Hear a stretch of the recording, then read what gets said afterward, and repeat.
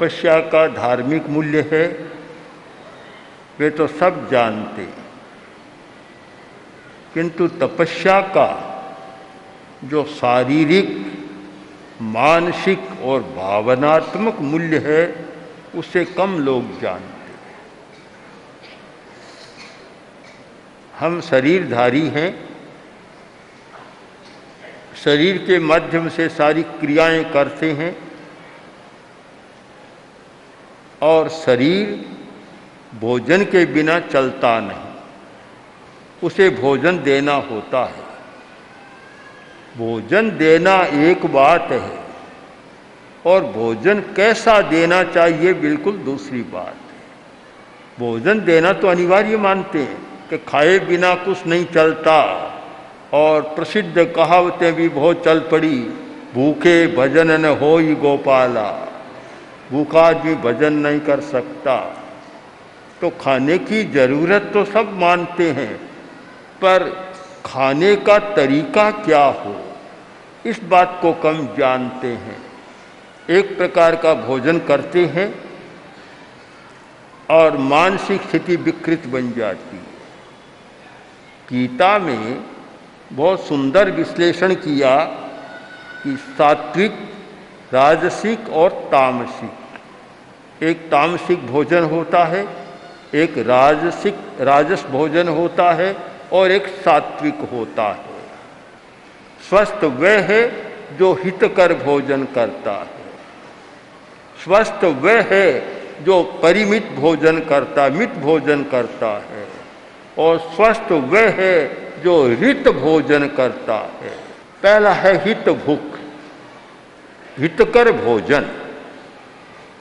इस पर विचार करें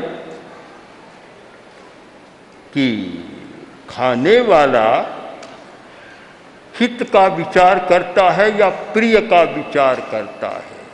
हित और प्रिय इन दो शब्दों पर भारतीय साहित्य में, अध्यात्म साहित्य में बहुत चिंतन हुआ है। एक होता है प्रिय और एक होता है हित। प्रिय अच्छा लगता है किंतु आगे जाकर परिणाम में अच्छा नहीं होता। हित एक बार शायद अच्छा न लगे पर उसका परिणाम अच्छा होता है, और वह व्यक्ति समझदार है जो परिणामदर्शी होता है, परिणाम को देखता है। कोई भी काम करे पहले सोचे इसका परिणाम क्या होगा। आवेश में आकर काम तो कर लेता है, जब परिणाम का समय आता है उस समय फिर भागता फिरता है, फिर फरार हो जाता है, फिर और कुछ हो जाता है। परिणाम के समय परिणामदर्शी जो आहार हितकर है, यानी परिणाम में अच्छा होता है, प्राय लोग स्वाद को ज़्यादा महत्व देते हैं। स्वाद को महत्व मत दो, यह स्वर हजारों वर्षों से चल रहा है, और महात्मा गांधी ने तो एक व्रत ही बना दिया, अस्वाद व्रत। 11 व्रतों में एक व्रत है अस्वाद व्रत। कि काम बड़ा कठिन है, जब सामने भोजन आता है और बढ़िया वस्तुएं आती है, मनोज्ञ भोजन आता है, उस समय हित की बात सारी भुला दी जाती है। वहाँ तो फिर प्रिय की बात ही आती है। प्रिय की बात जो अच्छा लगे, स्वादिष्ट हो, बस वही खाना। बहुत सारे लोगों को देखा, बीमार है,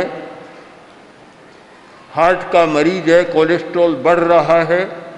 कोलेस्ट्रॉल बढ़ाने वाली बात वस्तुएं नहीं खानी चाहिए, पर जब सामने आता है सब बात को भूल जाता है। आंतें खराब है, पाचन ठीक नहीं है, इसलिए भारी भोजन नहीं करना चाहिए। पर जब ये दाल का शीरा, बादाम का शीरा, कचौड़ी, पकोड़ा की गंध आती है, सब बात को भूल जाता है, याद नहीं रहता, हित की बात ध्यान में नहीं रहती। बहुत वे लोग कम हैं जो इतनी सावधानी के साथ चलते हैं कि मुझे हित कर भोजन करना है, प्रियता की बात को आगे नहीं रखना है। स्वस्थ कौन हो सकता है? जो हित भुक है, हित कर भोजन खाता है। आजकल पता नहीं क्या हो गया कि ये पत्र पत्रिकाओं में बहुत सारी महिलाएं नाना प्रकार के व्यंजनों का अपना छापती है और उसे देखकर सब लोग बनाने लग जाते हैं, खाने लग जाते हैं। खाने में शायद अच्छा लगता होगा, ये नहीं जानते कि ये ठीक है कि नहीं। अब मुझे तो आश्चर्य होता है, करेले का साग और उसमें भी छन्ना, चाहे तोरई का साग, जबकि एकदम प्रतिकूल बात है, एकदम विरोधी बात है कि तोरई के साथ, करेले के साथ दूध की कोई उत्पाद नहीं होनी चाहिए, कोई वस्तु ऐसी नहीं होनी चाहिए, पर सब में ये मिलाया जाता है। स्वाद लगता होगा। दूसरी है मित भूख, परिमित भोजन, ज़्यादा मात्रा में नहीं खाना, ज़्यादा मात्रा के साथ खाना, किंतु जब मनोज्ञ भोजन होता है मात्रा का ध्यान भी नहीं रहता। एक डॉक्टर ने अपने मित्रों को भोज पर आमंत्रित किया। काफ़ी लोग, 150 लोग आ गए। भोज का समय हुआ और अब खाने की तैयारी, सारा परोस दिया गया, खाने की तैयारी। डॉक्टर खड़ा हुआ, अब हम भोजन शुरू करेंगे, पर मैं एक बात आपसे पूछना चाहता हूँ कि हम आदमी की तरह खाएं या पशु की तरह खाएं? बड़ा अजीब सवाल था। लोगों ने कहा, ये क्या डॉक्टर साहब क्या कह रहे हैं आप, ये क्या मजाक कर रहे हैं, कि आदमी की तरह खाएं या पशु की तरह? डॉक्टर ने कहा, मैं मजाक नहीं कर रहा हूँ, मैं बहुत गंभीर प्रश्न आपसे पूछ रहा हूँ। वह क्या आपका गंभीर प्रश्न? कि मेरा प्रश्न यह है कि पशु जितनी भूख होती है उतना ही खाता है, ज़्यादा नहीं खाता। सामने कितना ही डाल दो, भूख है उतना खाएगा, मुंह फेर लेगा। आदमी ऐसा है कि बढ़िया आए तो डबल ट्रबल खा जाता है, उसका पता ही नहीं लगता। तो बोलो, हम आदमी की तरह भोजन करें या पशु की तरह भोजन करें? मित भोजन, मात्रा के साथ। अब मात्रा का विवेक तो बड़ा कठिन है। ऐसे सब लोग नहीं जानते मात्रा कितनी होनी चाहिए। यहाँ प्राचीन काल से मात्रा पर बहुत विचार किया गया और आयुर्वेद के आचार्यों ने इस पर बहुत ध्यान दिया और उन्होंने कहा कि भूख के 4 भाग कर लो। जितनी भूख है 4 हिस्सा कर लो। 2 भाग तो खाओ, 1 भाग पानी के लिए छोड़ दो और 1 भाग वायु बनेगी उसके लिए छोड़ दो। वह तो संतुलित भोजन। आजकल संतुलित भोजन की तालिकाएं तो पाठ्यक्रम में बहुत छपती है। बैलेंस्ड डाइट, संतुलित भोजन सारा आता है, पर उसमें यह मिलेगा कि यह इतना विटामिन्स होना चाहिए, खनिज होना चाहिए, लवण होना चाहिए, प्रोटीन होना चाहिए, ये तो सारा मिल जाएगा, पर मात्रा कितनी होनी चाहिए ये बड़ा कठिन है। मात्रा का विवेक बहुत मुश्किल से रहता है, बहुत ज़्यादा खाया जाता है। और मेरा तो निश्चित मत है, अगर एक परिमित भोजन की बात समझ में आ जाए तो शायद हॉस्पिटलों और डॉक्टरों के लिए समस्या बन सकती। हॉस्पिटल किस आधार पर चल रही हैं, नए नए क्यों बन रहे हैं, और मेडिकल कॉलेज में इतनी भीड़ क्यों लग रही है कि अधिक खाने वाले लोग उन सबको जिला रहे हैं। उनके आधार पर सारा चल रहा है। अगर आहार का संयम हो तो हमारी जो रोग प्रतिरोधक शक्ति है, हमारा रेजिस्टेंस पावर, हमारा इम्यूनिटी सिस्टम इतना मजबूत होगा, रहेगा कि बीमारियों को कम अवकाश मिलेगा। किंतु ज़्यादा खाता है तो रोग प्रतिरोधक शक्ति कम हो जाती है और इम्यूनिटी सिस्टम भी लड़खड़ा जाता है और बीमारियों के लिए खुला दरवाज़ा हो जाता है। इसलिए बड़ा महत्वपूर्ण है मित भुक, मित भुक, हित खाओ, मित का भोजन करो। तीसरी बात और ज़्यादा जटिल है। सबसे ज़्यादा जटिल, इस पर ध्यान देना है। ऋत भुक, विशेष ध्यान दें। ऋत भुक, ऋत का अर्थ है कि ईमानदारी के साथ जो पैसा कमाया उसका भोजन करो। आज तो बड़ा कठिन कह दिया, बहुत कठिन बात हो गई कि भला ऋत भुक। आज कौन व्यक्ति है जो प्रामाणिकता के साथ, नैतिकता के साथ, ईमानदारी के साथ पैसा कमाए, रोटी खाए? खोजना मुश्किल हो जाएगा। एक बात की ओर हमारा ध्यान जाना चाहिए कि बीमारी का कारण ज़्यादा खाना, प्रिय वस्तु खाना हम मानते हैं, तो इससे भी ज़्यादा अन्याय का खाना बहुत बड़ी बीमारी का कारण है। इस पर शायद आज के हमारे चिकित्सक, आज के हमारे मेडिकल साइंस के, चाहे तो आयुर्विज्ञान, चाहे आयुर्वेद, चाहे और चिकित्सा की जितनी थेरापी और प्रणालियां हैं, उन लोगों ने ध्यान कम दिया कि बीमारी का एक कारण अन्यायपूर्ण अन्न खाना है, बहुत बड़ा कारण बनता है। इसका कारण कि आप वह अन्न खाएंगे तो आपका भाव विकृत बनेगा, और भाव विकृत बनेगा तो भाव ही बीमारी का मूल कारण बनता है। वह कारण बनेगा, यानी रोग का साथ हमारी भावधारा के साथ बहुत ज़्यादा है। जो भाव जैसा बनेगा, आज हमारे पुराना यहाँ एक सिद्धांत था कि जैसा खाए अन्न वैसा होए मन।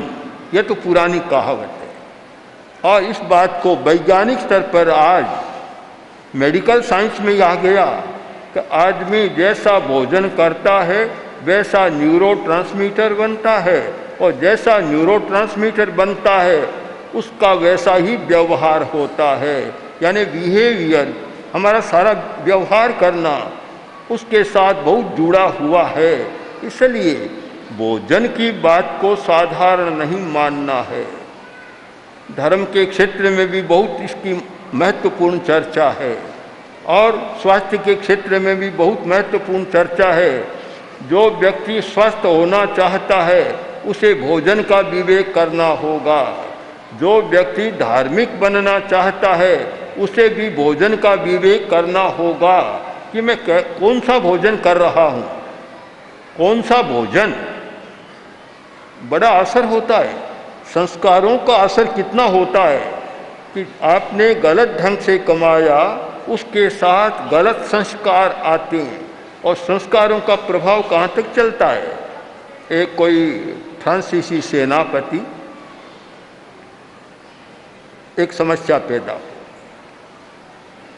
डॉक्टर के पास गया, बोला डॉक्टर मेरी एक समस्या है कि मैं जहाँ कहीं जाता हूँ, बड़े बड़े गोष्ठियों में, बड़े भोजों में, और सेनापति था, बड़े लोगों के साथ मिलता हूँ, कोई भी बड़ा आदमी पास में आता है मेरी अंगुलियाँ उसकी जेब में चली जाती, मुझे बड़ी शर्म आती है, लज्जा की बात है, ये क्या हो गया। डॉक्टर ने कहा सर मेरी भूल हो गई, मैंने जो अंगुलियों का प्रत्यारोपण किया था वे अंगुलियां जेब कतरे की थी, वे आपके लगा दी। संस्कारों का संक्रमण कहाँ तक होता है हम शायद कल्पना नहीं कर सकते। तो भला अनाज के साथ, भोजन के साथ भी हमारे संस्कार जाते हैं। मांसाहार का निषेध क्यों किया गया? आप धार्मिक दृष्टि की बात एक बार छोड़ दें, स्वास्थ्य के साथ संबंध इसका बहुत ज़्यादा है कि शाकाहारी जितना स्वस्थ रह सकता है मांसाहारी उतना स्वस्थ नहीं रहता। और इससे भी आगे की बात जो मुझे लगती है वह यह है कि पशु का संस्कार जो मांस में निहित है, मांस का भोजन करने वाला उन संस्कारों से बच नहीं सकता, वे पार्श्विक संस्कार उसमें आ जाते हैं।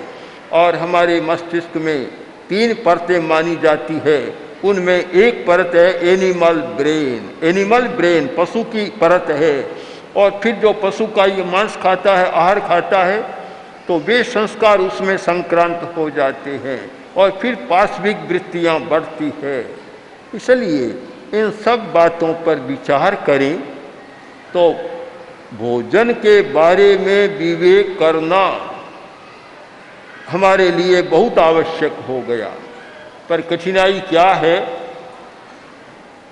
कि न तो भोजन बनाने वाली इस बात का अध्ययन करती और न खाने वाले इस बात का अध्ययन करते हैं। रसोई घर स्वास्थ्य का घर है और रसोई घर बीमारी का घर भी है। और आधुनिक विचारक वैज्ञानिक दृष्टि से लिखने वाले, उन्होंने इस भाषा में लिखा कि रसोई घर से होने वाली हिंसा। क्या हिंसा कहाँ से आई? यह रसोई घर से होने वाली हिंसा, रसोई घर से हिंसा आ रही है।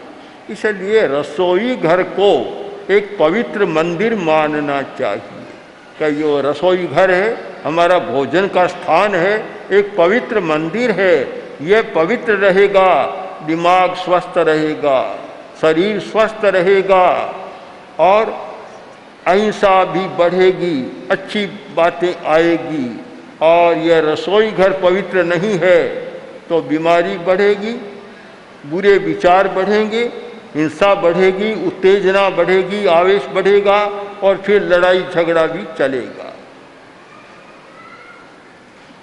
मैं मानता हूँ तपस्या करने वाले व्यक्तियों ने सच्चाई को कुछ समझने का प्रयत्न किया। बहन ने 83 दिन की तपस्या की, ऐसा हर कोई तो विश्वास भी नहीं कर सकता कि भला इतने दिनों तक खाए बिना रह सकता है। डॉक्टरों से तो जब बात होती कहते हैं कि हमारे हिसाब से तो पूर्ति नहीं होती तो सारी रातें क्षीण होने लग जाती है। 5-10 दिन ही मुश्किल है, 80 दिन से ऊपर तक नहीं खाना एक बड़ी बात है। पर भावना का बल, श्रद्धा का बल, मनोबल सब मिलते हैं तो शरीर का बल भी बढ़ जाता है। शरीर बेचारा अपने आप में क्या करता है? चलाने वाली है श्रद्धा। शरीर को कौन चलाती है? श्रद्धा चलाती है। शरीर को कौन चलाता है? मनोबल चलाता है। मनोबल, ये तो सारे चलाने वाले हैं। जिसका मनोबल अच्छा है, श्रद्धा अच्छी है और भावना अच्छी है तो फिर शरीर भी साथ देने लग जाता है। शरीर भी सयाना है, हर किसी को साथ नहीं देता। शरीर किसको साथ देता है? जिसमें श्रद्धा का बल है, शरीर भी समझौता कर लेगा, चलो कोई बात नहीं, तुम चाहे सो करो। जिसका मनोबल अच्छा है, शरीर भी साथ देने लग जाएगा। और जिसमें एक आशा प्यासा है कि मैं इसके द्वारा अपना आत्मशोधन करूं, शरीर उसका साथ देने लग जाता है। तपस्या का महत्व बहुत ज़्यादा है, पर विवेकपूर्वक तपस्या के साथ भी विवेक होना चाहिए। कोई यह जरूरी नहीं कि कितने दिन की तपस्या, मैं तो उसको बहुत महत्व देता हूँ जो व्यक्ति 12 महीना ही हित भूख मित भूख रित भूख होता है, वह बड़ा तपस्वी। जो 12 महीने तपस्या करता है, परिमित खाता है, परिमित, बड़ा तपस्वी है। यह तो नहीं कि 5 दिन तो नहीं खाया और अगले 5 दिनों में 10 दिन की कसर निकाल ली, ऐसा तो कोई अच्छा नहीं होता। वह नहीं, 80 दिन 83 दिन की तपस्या करे, उससे फिर 83 दिन ताई पच करना होता है। जैसे दवा लेते हैं ना भाइयाँ, कि इतने दिन तो दवा ली रहा, पच कर रहे हैं, पच करते हैं, तो उतने दिन तो पच करना होता है। यानी 83 दिन तो फिर आहार का संयम रखना होता है। ऐसा तो नहीं कि लंबी तपस्या की, पारने में शीरा भी खा लिया, बर्फी भी खा ली, आइसक्रीम भी खा ली, यह भी खा लिया, कचौड़ी पकौड़ा भी खा लिया, तो फिर वह तपस्या निकम्मी हो जाती है। इतना संयम उसको रखना होता है यह तपस्या का विवेक है। पर कुछ लोगों के एक क्षयोपशम होता है, अन्यथा लंबी तपस्या करने वाले तो सोए रहते हैं, चेहरा भी मुरझा जाता है। कुछ में शक्ति होती है कि चेहरे पर भी कोई विशेष असर नहीं होता और शक्ति भी बनी की बनी रहती है। एक सौभाग्य की बात है कोई। तो हम लोग तपस्या पर विचार करें और उसके साथ साथ आहार संयम पर विचार करें। सब लोग लंबी तपस्या नहीं कर सकते, नहीं कर सकते। मैं स्वयं नहीं कर सकता तपस्या लंबी, कभी करता भी नहीं, कर भी नहीं सकता। किंतु हमने उस सूत्र को पकड़ा है कि आहार का संयम रहना चाहिए। आहार का संयम, आप जानते हैं, अगर आहार का संयम नहीं है तो 60 वर्ष का आदमी भी निकम्मा हो जाता है, कुछ नहीं कर सकता। और आहार का संयम है तो 100 वर्ष तक भी आदमी सक्रिय रह सकता है, अच्छा दिमाग, अच्छा काम, अच्छा श्रम हो सकता है। हमें ध्यान देना है आहार संयम पर। आज बाजार ऐसे बन गए और बड़ी बड़ी कंपनियां ऐसी बन गई कि खाने की चीज़ें बहुत परोस रही, बहुत खाने की चीज़ें आ रही है। आज कभी कभी बड़े लोगों के घरों में जाती हैं, मैं तो नहीं जाता आजकल, पर संत जाते हैं, बतलाते हैं कि वहाँ टेबल पर, खाने की टेबल पर इतनी चीज़ें रखी रहती है, पता नहीं क्या क्या हो गया, इतने आइटम बन जाते हैं। और जब ब्याह शादी का प्रसंग हो तब तो भगवान जाने क्या होता है। पुराने कुछ 2, 4, 5, 10 वर्ष पहले की बात है, आज तो और विकास हो गया। एक भाई मेरे पास आया और थोड़ा अहंकार भी लग रहा था, बोल रहा था, वह नहीं बोल रहा था, अहंकार बोल रहा था। बिना पूछे उसने बताना शुरू किया कि मैंने अपनी लड़की की शादी दिल्ली में की। मैंने सुन लिया। फिर बोला अमुक होटल में की, मैंने सुन लिया। फिर बोला कि मैंने 50 आइटम किए थे, इतना कि आदमी पूरा एक एक और भी नहीं खा सकता। सारा बखान बांचा मैंने सुन लिया, मौन रह गया, सारी बात सुन ली। जब उसका बखान बंद हुआ, मौन हुआ, तब मैंने एक प्रश्न कर लिया, और तो सब बता दिया, बताओ एक साथ में हॉस्पिटल बनाया या नहीं बनाया? बना, इतना खाया है तो आखिर बीमार पड़ेगा, हॉस्पिटल की जरूरत होगी।